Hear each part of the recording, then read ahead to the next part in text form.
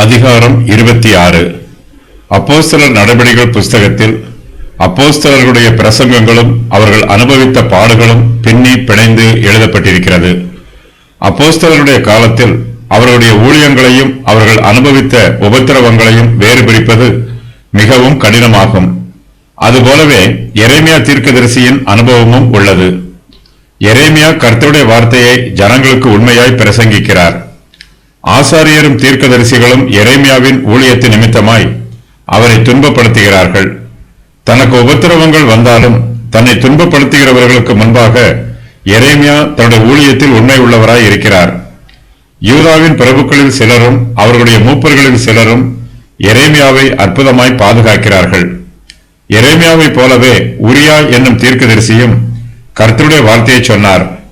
ஆனால் யோயாக்கிம் ராஜா உரியாவை கொன்று போட்டார்.